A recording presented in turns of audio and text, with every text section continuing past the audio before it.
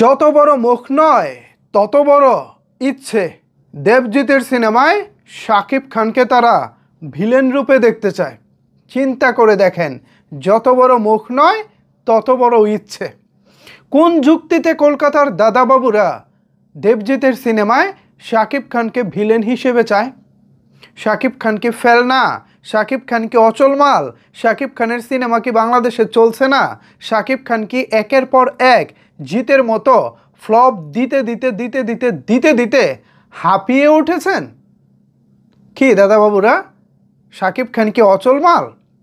যদি তা না হয়ে থাকে তাহলে আপনারা কিসের ভিত্তিতে দেবজিতের সিনেমায় শাকিব খানকে আপনারা ভিলেন রূপে দেখতেছেন?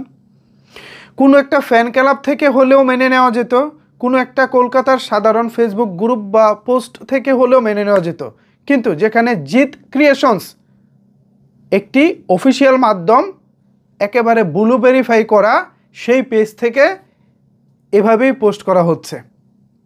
শাকিব খানকে নিশ্চয়ই জিত নিজেও কখনো অপমান করে কথা বলেননি। বাদশা দ্য ডন সিনেমার শুটিং চলাকালীন সময়ে জিত বাংলাদেশে যখন অবস্থান করছিলেন তখন তো শাকিব খানের ভূয়সী প্রশংসা করেছিলেন। আপনারা কি আপনাদের প্রিয় নায়কের ঊর্ধ্বে?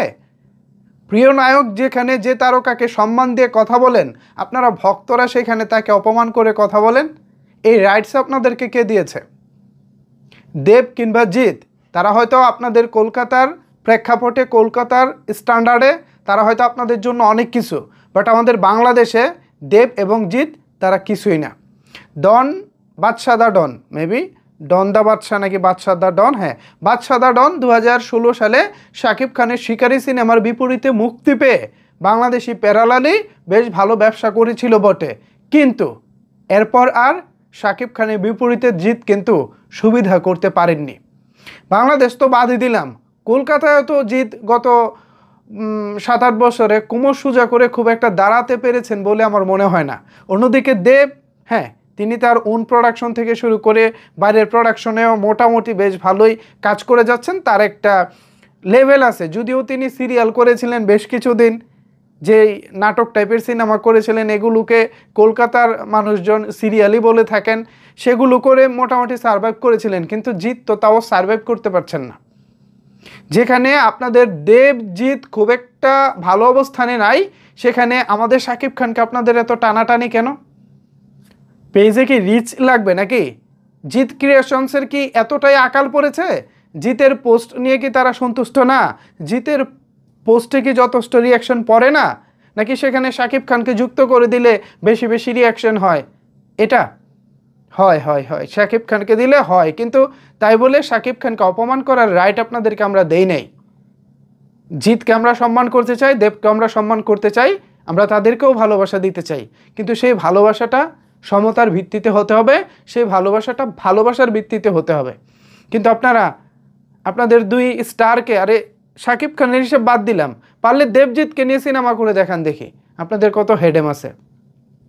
সে যে দুই পৃথিবী হলো, এরপর তার দেবজিৎ একসাথে কাজ করলো না, কেন করলো না? কেন হয়নি তাদের কাজ?